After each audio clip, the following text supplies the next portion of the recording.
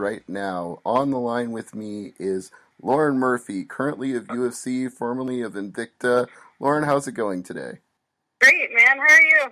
I'm really good, and I'm glad to be doing this interview. It's very timely since you just had a fight in UFC a little bit ago, and there's an Invicta card coming up this weekend that I'm sure you've got your eye on. But let's do a little bit of housekeeping first, since you are formerly the Invicta Bantamweight champion, but you never lost that title. So, what exactly happened in your transition from Invicta to UFC? Um, that transition was something that my manager had been working on for a while, and he was kind of, going back and forth with Shannon a little bit. There was a time period for quite a while where we hadn't heard anything. Invicta took a really long layoff to kind of get their house in order and figure out what was going on internally. And so we really weren't sure what was going on. We hadn't heard anything for a long time. Yeah. So going to the UFC was something that, I think that every athlete that fights wants to do that. I think any fighter wants to eventually end up in the UFC, and it was definitely a goal of mine. And I was watching all these other girls get signed, and I was like, I could beat that girl. I could beat that girl. I could beat that girl. And just knowing, there's more opportunities for high-paying sponsorships. The paycheck is bigger, and it's the UFC. Of course, we want to go there. So anyway, it was just something that I hadn't really made a big secret. I wasn't too quiet about it, especially not knowing what was going on with Invicta for so long. And Sarah McMahon needed an opponent, and I think at the time it was like nobody could step up or nobody would step up. So she was just having a hard time getting a credible opponent, and I was like, well, I'll fight her. And that was the opportunity that I had, and that's what I took. And I think Sean Shelby knew that, and so he talked to my manager, and then he talked to Shannon Knapp, and the next thing I knew, I was in the UFC. So, what are Shannon Knapp's plans for the bantamweight title now? Is she going to crown a new champion, or what's the thinking on that? I would assume so. I mean, I can't go back and fight for Invicta now, so I don't know. I'm in the UFC now, so I never signed anything that said I relinquished my title, but I did sign a release from Invicta that I'm no longer in their organization. I'm no longer a part of that promotion. So, I'm pretty sure she's going to find a new bantamweight contender. But the bantamweight division, in Invicta is getting deeper. All the featherweights are trying to drop down to fight at bantamweight now. And they have Tanya Evander in there and that Edie and Gomes fight that's coming up on this card. And Cyborg eventually wants to drop down and compete at bantamweight. I think her first fight at bantamweight will be for Invicta. So, they have a bantamweight division that they're going to have some good fights in there while they figure out who's on top. That's true. And getting back to your fight in UFC, it was a split decision loss on the Bader versus St. Preux card that we're talking about, and very close fight, and I honestly wasn't sure at the end whether it was going to be you or McMahon that took it. So after that third round, what were your thoughts? I thought I had won, and I actually thought I had won the first round because I made a mistake in the very beginning, and I gave away a takedown, and that really was my mistake. And I think I just gave her a little bit too much respect. I got a little bit starstruck. I got a little bit nervous, and she shot a single leg that I think I could have escaped, but I just gave it away. And so we ended up on the ground, and she was in my guard, and I just went to work, man. I never stopped moving, and I told myself from the beginning of this camp that that's what I was going to do. You're an Olympic wrestler, odds are. One thing I definitely will agree is you were very much active on the ground. I don't think I've seen anybody off their back throw as many elbows and strikes as you did whenever she got those takedowns. You didn't let up for a second. Yeah, and I just kept thinking, I'm the one doing all the work here. She's not even trying to pass my guard. She's not really trying to hit me. She's not really doing anything. She's content to just lay here with her head on my chest and try and hold my arms or whatever. And I actually felt like there I was the one that was doing the damage. I was the one landing the strikes. And so I got up from that first round thinking I won that round. I went back and watched it later, and it was closer than I thought, at the time. But I still think, at the end of the day, if you get a takedown and you do nothing with it, I don't think that that's really, I think you could get some points for it, like, if you do something with it, or if it's like a close fight on the feet or whatever, and you get one takedown, maybe that'll be like the deciding factor, the straw that broke the camel's back. But I think in this particular instance, in this fight, I was the one doing all the damage. And I thought maybe if I could just make her bleed, like the judges will be able to see the damage that I'm doing, you know. And I wasn't able to cut her like I wanted. I was really hoping to get just like one sweet shot right on the eyebrow, but it didn't happen. So anyway, the second round was a little closer. I thought I lost the second round just because she ended up in side control at the end. And then I thought the third round clearly was mine. Like, so, you know, I got up from that fight actually thinking I had won it. And my coach walked in, you know, and they're like wiping off his face and stuff. And I looked at him and I won that fight. I won, didn't I? And we went, and I heard split decision, and I was like, oh no, no way. I don't know, I was pretty bummed, and I feel like I made some mistakes in that fight. Like, I could have beat Sarah dominantly. I think I could have won that fight dominantly and even maybe finished her in the third round if I had just done a couple things a little bit smarter, you know what I mean, and just kind of kept my head about me a little bit better. I think I would have done much better in that fight, but, you know, even through the mistakes and for it being my first UFC fight and having such a high-caliber opponent, I think a split decision loss that is really controversial. I'm really not ashamed of that either, you know. No, it is a feather in your cap. You took a fight nobody else wanted to take. You took on the number 4 woman in the division at the time. You came into the fight undefeated, and you didn't lose. You didn't get knocked out by, you know, a KO or a knee or whatever. You took it to the decision, and you got a split decision. Didn't come out on the right side of it, but you definitely gave McMahon everything you could. Yeah, so next time, you know, I just have to remember that next time will be better, and I'll be a little less nervous, and I'll be less starstruck. Like, one of the biggest lessons I think I've taken from this fight is that I do belong in the UFC, and I am one of the top females in the world right now, and I can hang with these top 5 and title contention level fighters, you know what I mean? So I think for me it was good to find that out firsthand. You know, it sucks that it had to be a loss to do that, but I think any other way it wouldn't have changed my mindset the way that this has, you know. And the other thing that it gave me really was a sense of urgency, and I've been thinking about this a lot the last couple of days. Like, I think in my last couple fights, I kind of had the idea, like, nobody can hurt me. And I even thought that about McMahon. I thought, like, oh, she might take me down, but she's not going to hurt me, you know? And so for me, I think I lost a little bit of urgency in my last couple fights, just going in there thinking that I was invincible, you know? And I've never lost before, and that's a really shitty feeling. I don't like it. I don't like losing. I never want to lose again. And I think that that's going to be enough to give me that sense of urgency back. Well, I think you're already on the road for that because as I called you, you were just getting done with strength and conditioning. So obviously you're not looking to next fight. You want to get in there and do some damage. You want to be the stronger woman and take apart whoever your next opponent will be. Absolutely. Have they already given you a name? Do you have any idea, or is it all up in the air right now? I have no idea. No idea. I've just been kind of watching the division, and you know, I think the general way that it works is if you're coming off a loss, you get another fighter coming off a loss. So I've been kind of looking at that. But in all honesty, like, you know, we got back in the gym and stuff, and there's just a good long laundry list of things that I can work on that we noticed in this fight, and so I don't really mind, you know, I'm not in a hurry for the UFC to hurry up and give me a name of my next opponent because I have some things I need to tighten up and that I'm happy to work on. And that way when I do get in there and fight again, I'll be like, you know, 10 times better than the fighter you guys saw just 2 or 3 weeks ago.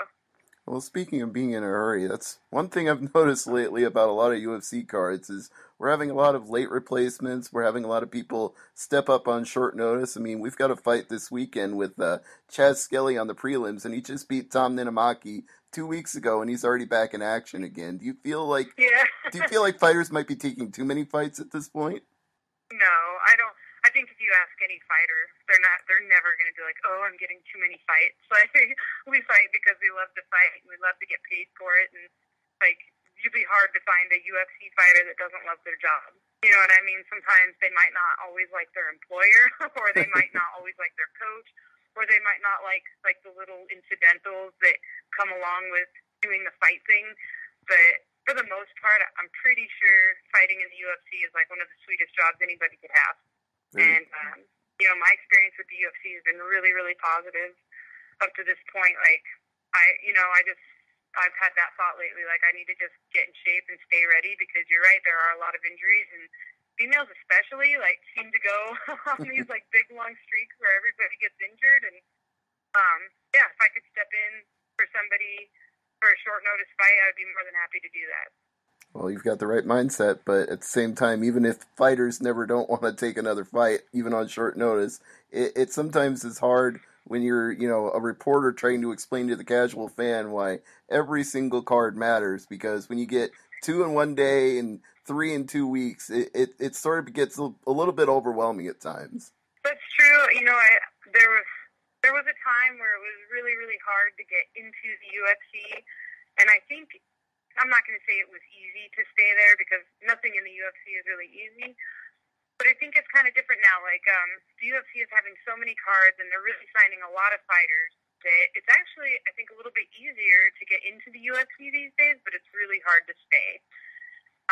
You know what I mean? There are so many opportunities to fight, and they do have so many good fighters now that it's really hard to, like, stay on a good, solid winning streak. You know what I mean? Like, if you lose 2 right off the bat, usually that's the end of your contract, and you kind of have to work your way up and hope to get re-signed. But, I think that's true now more than ever, because they have so many fight cards now, and there's so many fighters. And I don't know, I like it. I'm glad that MMA is becoming super mainstream. I like being a fighter. Like, I hope the sport grows even more.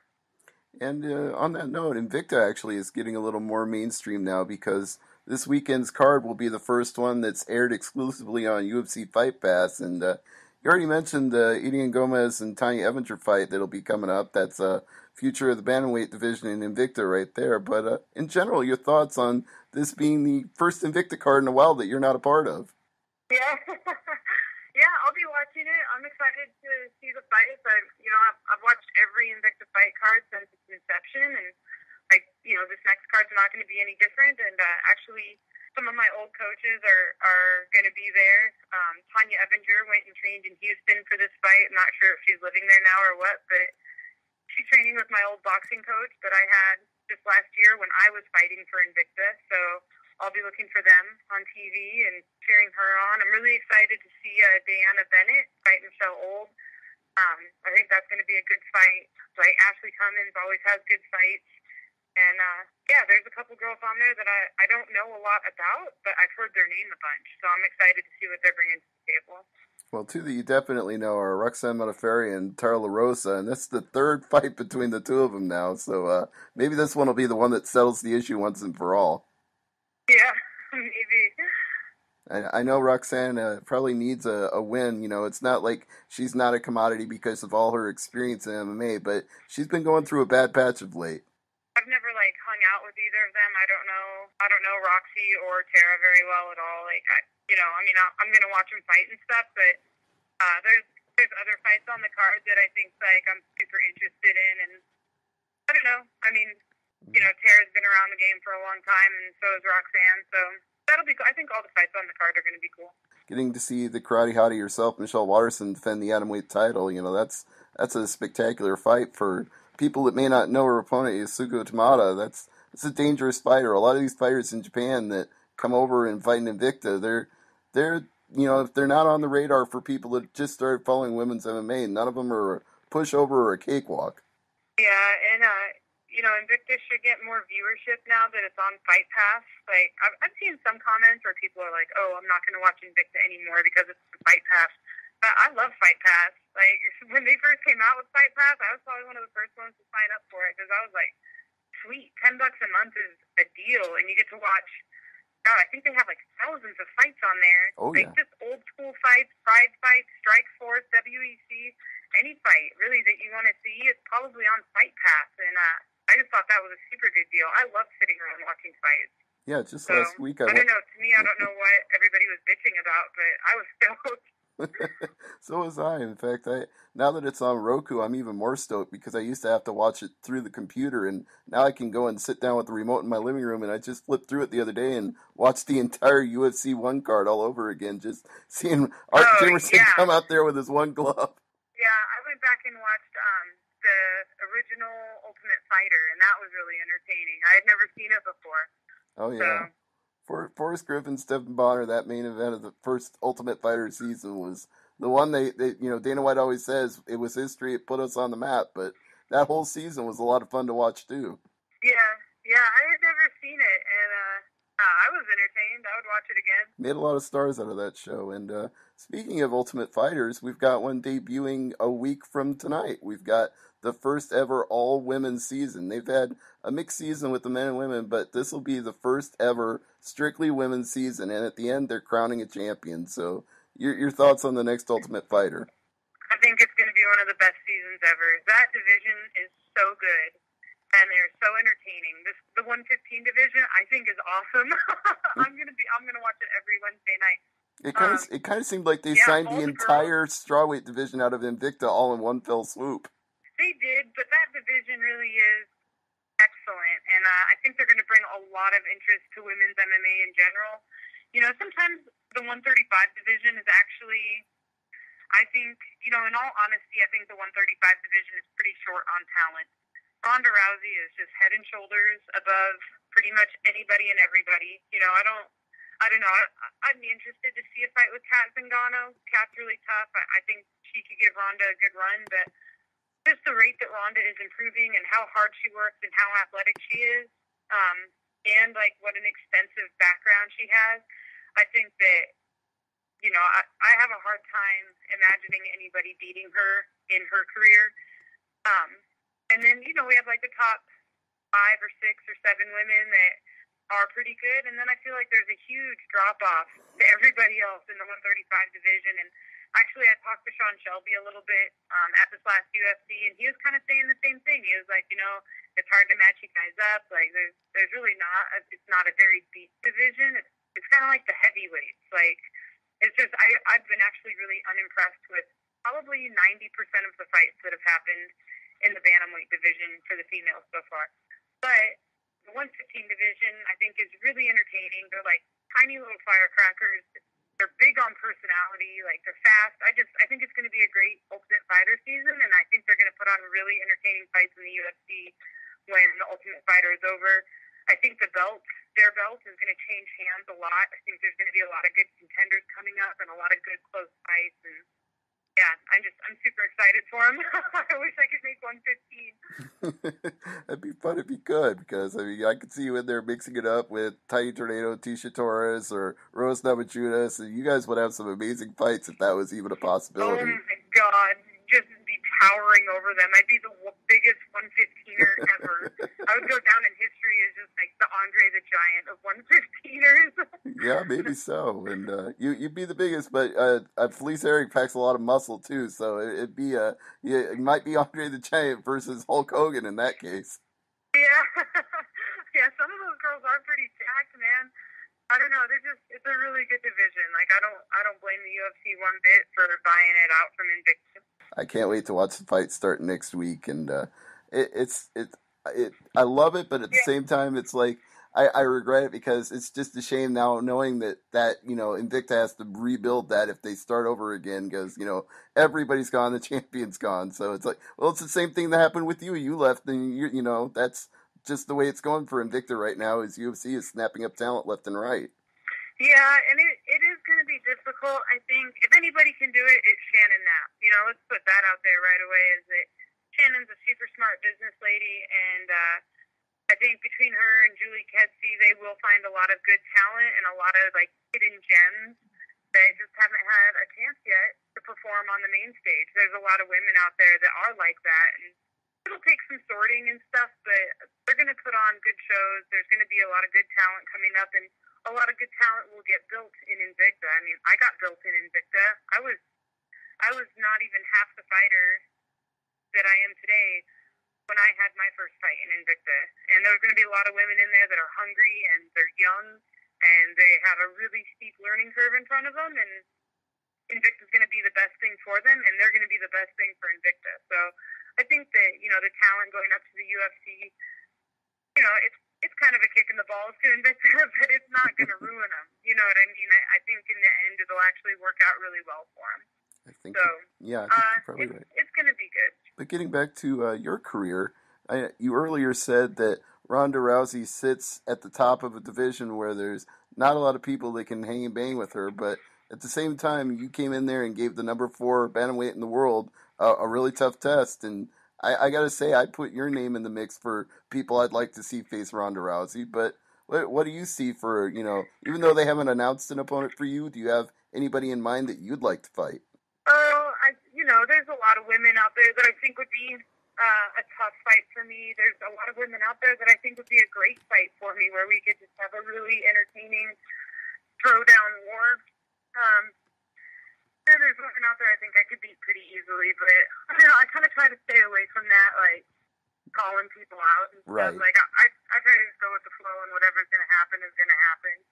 If I ever had the chance to fight Ronda, I would take it in a heartbeat, but I'm not really too focused on that, which is, I know it sounds weird, you never hear people say that, and people are always like, oh, if you don't want to be the champ, then why do you even fight? I'm like, because I like to fight. You know what I mean? Like, I think Ronda Rousey's a great champion. I think she's a really, really good champ, and I would honestly be really sad if anybody, like, dethroned her. She's funny, she's really beautiful, she's got charisma, you know what I mean? She's polarizing, she sells a lot of pay-per-views. Like, I just think she's a great champ for our division, and I don't know, I kind of hope she stays there as long as she wants to, Yeah. I don't think anybody can carry the championship the way Ronda Rousey is carrying it right now. No, she's definitely a star. There's no question about it.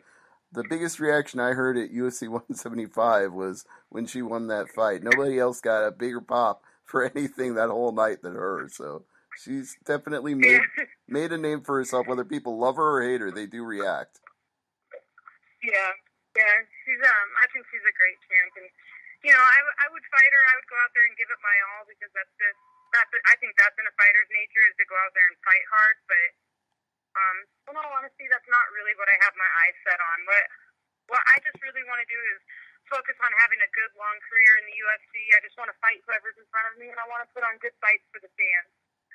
I'm not too concerned about the championship right now. There's really, like, a lot of other things I can worry about. And I think that's maybe one mistake that Sarah McMahon made, is that she's so bent on getting a rematch with Ronda, and she wants a rematch so bad. And I think she just kind of overlooked me. I know she acknowledged that I was tough, but I think she just had Ronda on the forefront of her brain, and she kind of skipped over anything else that had to do with me. That almost cost her dearly, because, as we said before, it was a very close fight, and you gave her everything you could. So if she made that mistake before, she won't make it again. She won't look past anybody else.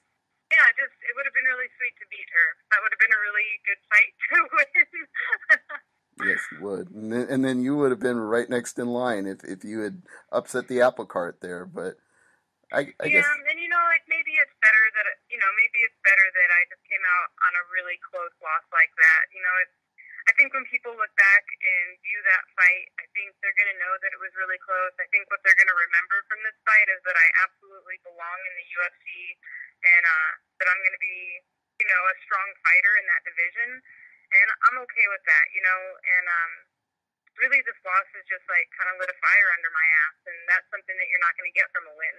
So maybe if I had won that fight, I would just continue going out there and fighting kind of lazy like I did, and not really having that sense of urgency that you need, that go out and get him and finish the fight now type urgency. And, maybe this loss will just be really good for me. It might end up being the best thing for my career. Like, Dan Gable lost the last match of his high school career, or the last match of his college career. He lost the last match of his college career, and then he went on to win the Olympics, and he didn't give up a point to anybody. So I think sometimes a loss is really a good learning experience.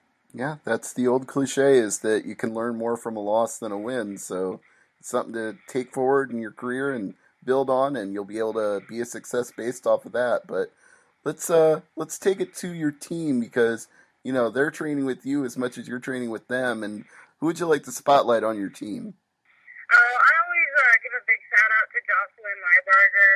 She's the only other female on the team. She's been here about 2 years, and she was the only female on the team for a really long time. And when I showed up, I was fat and out of shape, and I'd taken a lot of time off. Like, Invicta wasn't having any shows. We weren't sure what was going on. I was moving. We moved across the country, and I just let myself get really out of shape. And so when I showed up, Jocelyn just putting the beat down on me, she's a really good boxer. She's very talented, stand-up wise. Yeah, she's a good little kickboxer, and her ground game and her wrestling are coming along so fast, and she's getting really, really good. And she will be in the UFC in the next 6 months. Like, there's no way around it. She will be in the UFC in the next 6 months. She fights for RFA right now, and I couldn't ask for a better training partner, and it's good for me to have one other female. That means I get to work with the guys a lot still, but then I get to feel what it's like to fight a female. And honestly, Jocelyn's given me harder sparring runs than pretty much any other fight I've ever had. So I'm at the lab now. We actually moved to Phoenix to train here, and I think I'm going to finish out my MMA career here. I like the lab a lot. I think it's made me a much better fighter, and I'm training under John Crouch now. He's the head coach here, and he's a Royce Gracie black belt. So he just has phenomenal advice, and he's a great instructor. He can see the whole picture when it comes to MMA. He really, he can guide fighters and kind of paint this complete picture for them about where they're at, where they can go, and what they need to work on. And I really like that. He's brutally honest. He's laid back. He's easy to get along with, and he's just a really, really talented coach. And then the team that he coaches is a bunch of really talented fighters. So I feel like I'm in a really good spot, and I'm learning and growing every day. And this is a great place to have an MMA career. We're here in Glendale, so we're like, to me, the whole city was Phoenix. I don't know if Phoenix is a big city, but yeah, we're here in Glendale, which is just a suburb of Phoenix, and yeah, it's a big team, and just come on in. We have classes for everything. We have pro classes every afternoon, and the workouts are tough, and it's a grind, but, it's the only way to get better. Absolutely. Yeah, you can't become a champion without hard work. That's what it takes. Yeah, no kidding. No kidding. All right. Well, since we're having phone connection problems, it's probably a good time to wrap it up. But, of course, we want to give you a chance to plug your social media, Twitter, anything else you want to get out there, and how everybody can keep following your fight career going forward. Yeah, I'm at Lauren Murphy MMA, and that's just across the board. That's my Instagram, Twitter, Facebook, everything. Lauren Murphy MMA. So come follow me, like my pages, message me, request me, whatever. Like, I'm pretty social media happy. So that's how you can stay in touch with Lauren, and be on the lookout, because like she said, there's a lot of fighters that are looking for a short replacement notice, so she may be on a card again before you know it. I hope so. I hope so. Yep, and either way, we'll be looking forward to your next fight in UFC. Lauren, thank you so much for the time today.